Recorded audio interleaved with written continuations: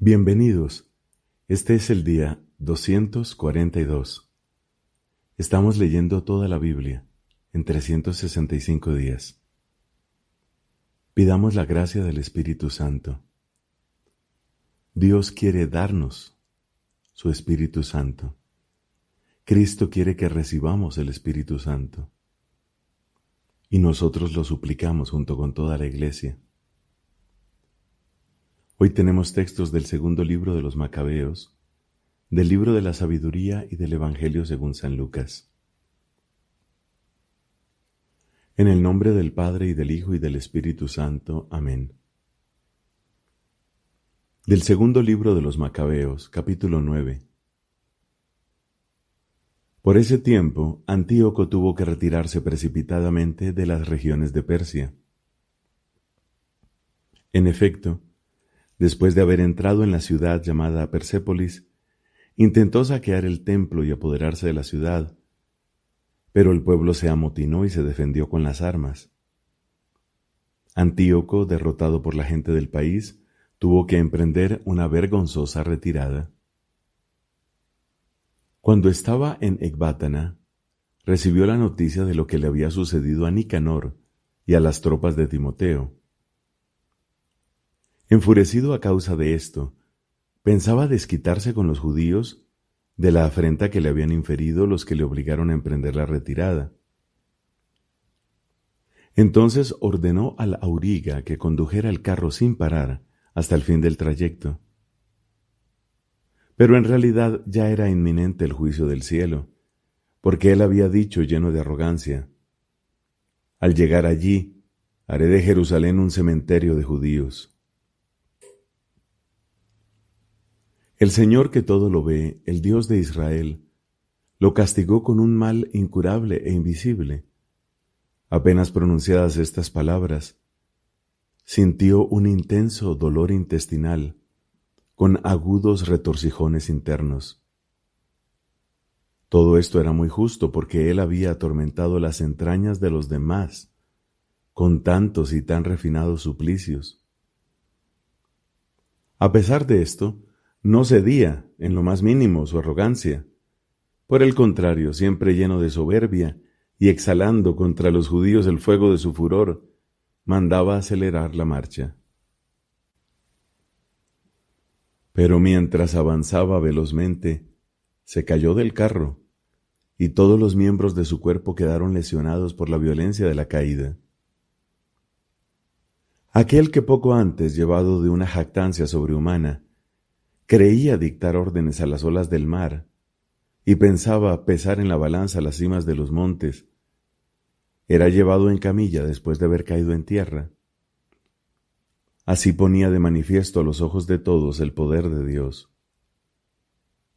Su estado era tal que del cuerpo del impío brotaban los gusanos.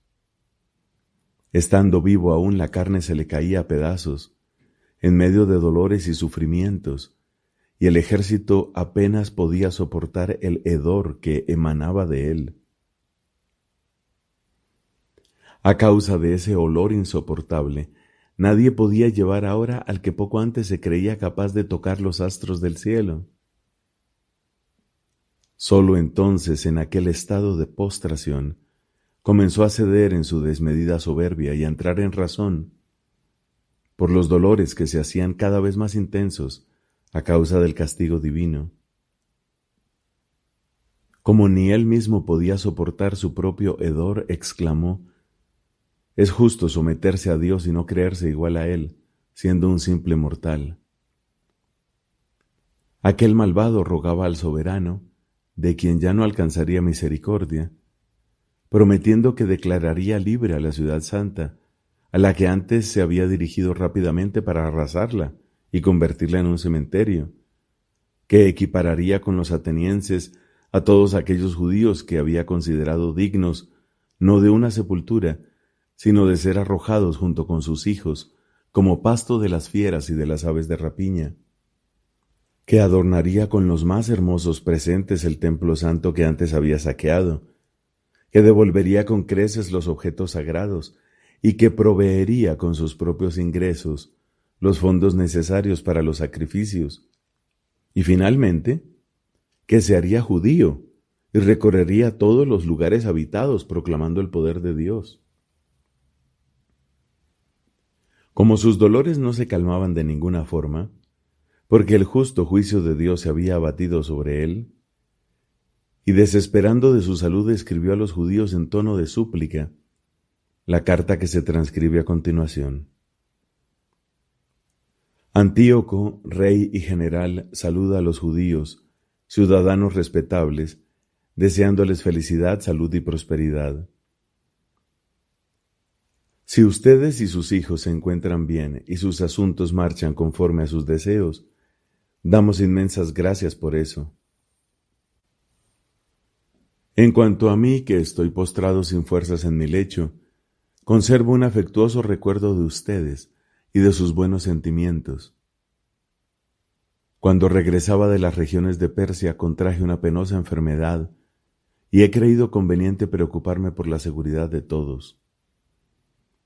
No es que desespere de mi salud, al contrario tengo mucha confianza de que podré recuperarme de mi enfermedad. Sin embargo, he tenido en cuenta que cuando mi padre emprendió una campaña a las regiones de la meseta, designó a su futuro sucesor. Así, si sucedía algo imprevisto o llegaba una noticia desagradable, los habitantes de las provincias no se perturbarían, sabiendo de antemano a quién quedaba confiado el gobierno. He tenido en cuenta además que los soberanos de los países vecinos a mi reino están al acecho, esperando cualquier ocasión favorable. Por eso he decidido designar rey a mi hijo Antíoco, a quien muchas veces durante mis campañas a las provincias de la meseta ya he presentado y recomendado a la mayor parte de ustedes. También a él le he escrito la carta que aquí se adjunta, y ahora les pido encarecidamente que recuerden mis beneficios públicos y privados y perseveren en sus buenos sentimientos hacia mí y hacia mi hijo,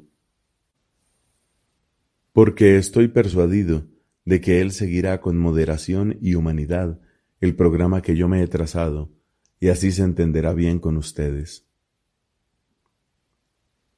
Así murió aquel criminal y blasfemo, padeciendo los peores sufrimientos como los había hecho padecer a otros. Terminó su vida en un país extranjero, en medio de las montañas y en el más lamentable infortunio. Filipo, su compañero de infancia, conducía el cadáver, pero no fiándose del hijo de Antíoco, se dirigió a Egipto, donde reinaba Ptolomeo Filométor.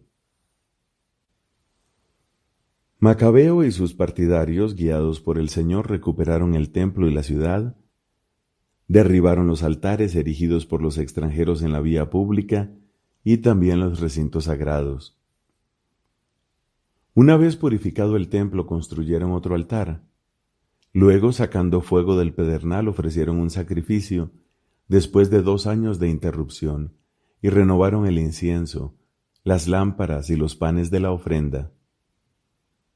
Hecho esto, postrados profundamente, suplicaron al Señor que nunca más los dejara caer en semejantes desgracias, y si alguna vez volvían a pecar, los corrigiera Él mismo con bondad, en lugar de entregarlos a los paganos blasfemos y crueles. El mismo día en que el templo había sido profanado por los extranjeros, es decir, el 25 del mes de Quisleu, tuvo lugar la purificación del templo. Todos la celebraron con alegría durante 8 días, como se celebra la fiesta de las chozas, recordando que poco tiempo antes habían tenido que pasar esa misma fiesta en las montañas y las cavernas, igual que las fieras.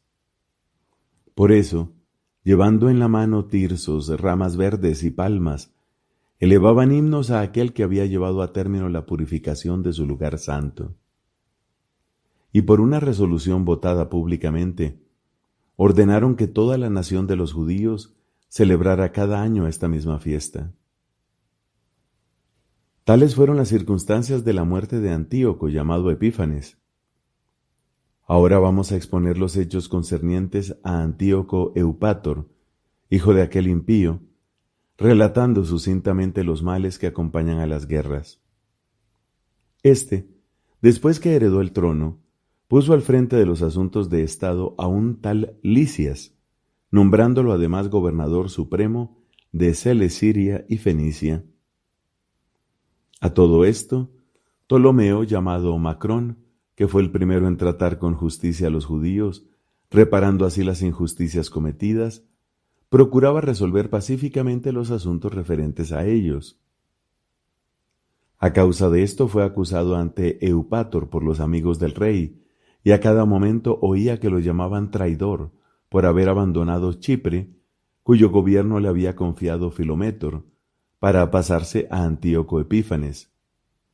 Y al no poder desempeñar con honor tan alto cargo, se quitó la vida envenenándose. Gorgias, nombrado jefe militar de la región, mantenía un ejército de mercenarios y no perdía la ocasión de hostigar a los judíos.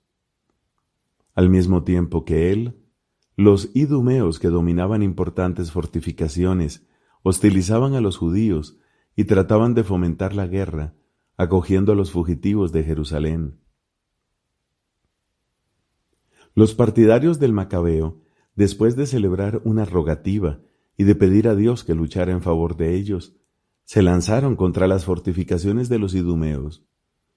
Los atacaron resueltamente y se apoderaron de las fortalezas, haciendo retroceder a todos los que combatían en las murallas y degollando a cuantos caían en sus manos. Así mataron por lo menos a 20,000. En 2 torres muy bien fortificadas y abastecidas de todo lo necesario para resistir el asedio, se habían refugiado no menos de 9,000 hombres. El Macabeo dejó entonces a Simón y a José, junto con Zaqueo y muchos otros, en número suficiente para asediarlos, y él partió para otros lugares donde era más necesaria su presencia. Pero los hombres de Simón, dominados por la codicia, se dejaron sobornar por algunos de los que estaban en las torres, y a cambio de 70,000 dracmas, dejaron escapar a unos cuantos. Cuando el Macabeo se enteró de lo sucedido, reunió a los jefes del pueblo y acusó a aquellos hombres de haber vendido por dinero a sus hermanos, dejando en libertad a sus propios enemigos. Luego los hizo ejecutar por traidores e inmediatamente tomó las 2 torres. Llevando todo a feliz término con las armas en la mano, logró matar en las 2 fortalezas a más de 20,000 hombres. Timoteo, que ya antes había sido derrotado por los judíos, después de reclutar numerosas tropas extranjeras y de reunir una considerable cantidad de caballos traídos de Asia, se presentó con la intención de conquistar Judea por las armas. Mientras él se aproximaba, el Macabeo y sus hombres cubrieron de polvo su cabeza y se ciñeron la cintura con cilicios para suplicar a Dios.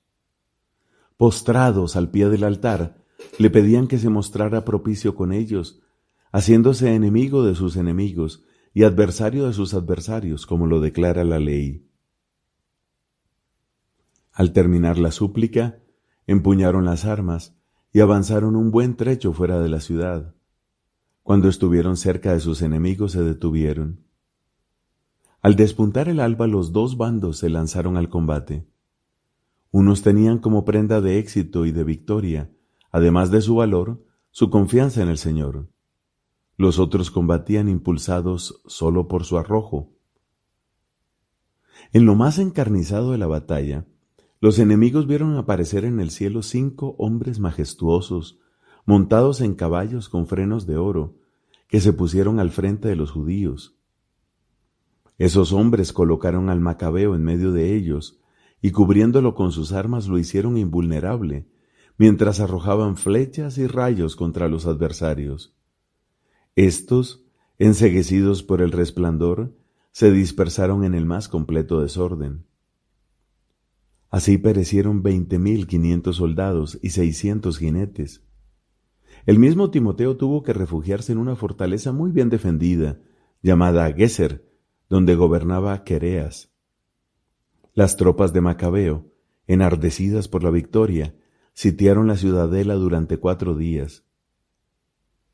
Los defensores Confiados en la solidez inexpugnable de la plaza fuerte, proferían blasfemias y maldiciones.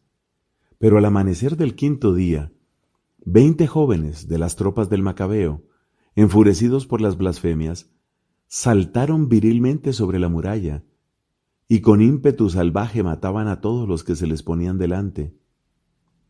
Otros, igualmente, escalaban el muro para atacar a los sitiados por el lado opuesto, prendían fuego a las torres y, encendiendo hogueras, quemaban vivos a los blasfemos.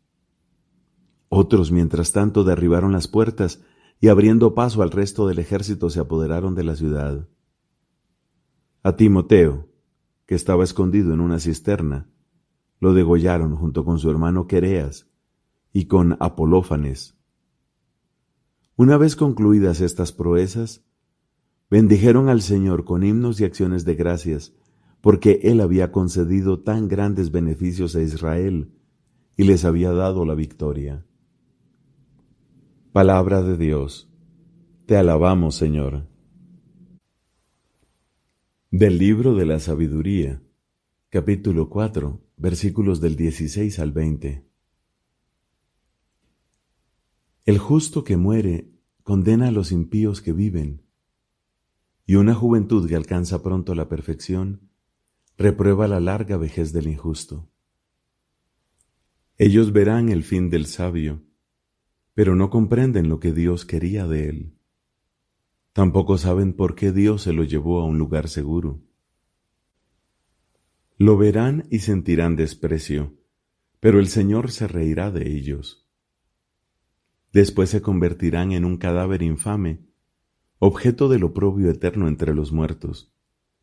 El Señor los precipitará de cabeza sin que puedan hablar, los arrancará de sus cimientos y serán completamente exterminados. Quedarán sumidos en el dolor y desaparecerá hasta su recuerdo. Cuando se haga el recuento de sus pecados, llegarán atemorizados y sus iniquidades se levantarán contra ellos para acusarlos. Palabra de Dios. Te alabamos, Señor. Del Evangelio según San Lucas, capítulo 15. Todos los publicanos y pecadores se acercaban a Jesús para escucharlo. Los fariseos y los escribas murmuraban diciendo: Este hombre recibe a los pecadores y come con ellos. Jesús les dijo entonces esta parábola: Si alguien tiene 100 ovejas y pierde una, ¿no deja acaso las 99 en el campo y va a buscar la que se había perdido hasta encontrarla? Y cuando la encuentra, la carga sobre sus hombros lleno de alegría, y al llegar a su casa llama a sus amigos y vecinos y les dice: Alégrense conmigo, porque encontré la oveja que se me había perdido. Les aseguro que de la misma manera habrá más alegría en el cielo por un solo pecador que se convierta, que por 99 justos que no necesitan convertirse. Y les dijo también: Si una mujer tiene 10 dracmas y pierde una, ¿no enciende acaso la lámpara, barre la casa y busca con cuidado hasta encontrarla? Y cuando la encuentra, llama a sus amigas y vecinas y les dice: Alégrense conmigo, porque encontré la dracma que se me había perdido. Les aseguro que de la misma manera se alegran los ángeles de Dios por un solo pecador que se convierte. Jesús dijo también: Un hombre tenía 2 hijos. El menor de ellos dijo a su padre: Padre, dame la parte de herencia que me corresponde. Y el padre les repartió sus bienes. Pocos días después el hijo menor recogió todo lo que tenía y se fue a un país lejano, donde malgastó sus bienes en una vida licenciosa. Ya había gastado todo cuando sobrevino mucha miseria en aquel país y comenzó a sufrir privaciones. Entonces se puso al servicio de uno de los habitantes de esa región, que lo envió a su campo para cuidar cerdos. Él hubiera deseado calmar su hambre con las bellotas que comían los cerdos, pero nadie se las daba.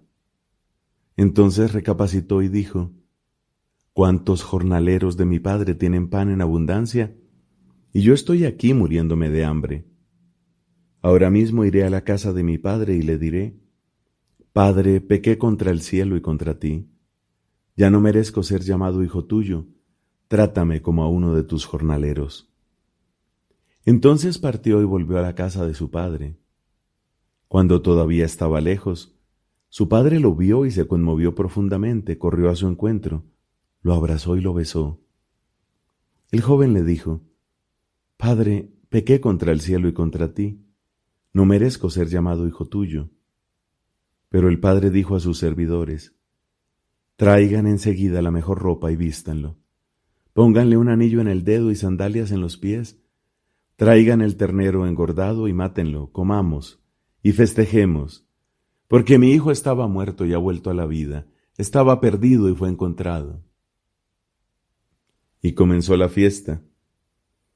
El hijo mayor estaba en el campo.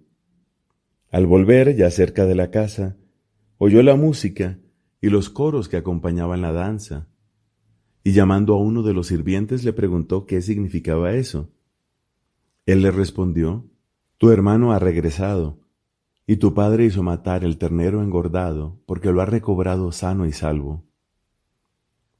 Él se enojó y no quiso entrar. Su padre salió para rogarle que entrara, pero él respondió: Hace tantos años que te sirvo sin haber desobedecido jamás ni una sola de tus órdenes, y nunca me diste un cabrito para hacer una fiesta con mis amigos. Y ahora que ese hijo tuyo ha vuelto, después de haber gastado tus bienes con mujeres, haces matar para él el ternero engordado. Pero el padre le dijo: Hijo mío, tú estás siempre conmigo y todo lo mío es tuyo. Es justo que haya fiesta y alegría, porque tu hermano estaba muerto y ha vuelto a la vida, estaba perdido y ha sido encontrado. Palabra del Señor. Gloria a ti, Señor Jesús.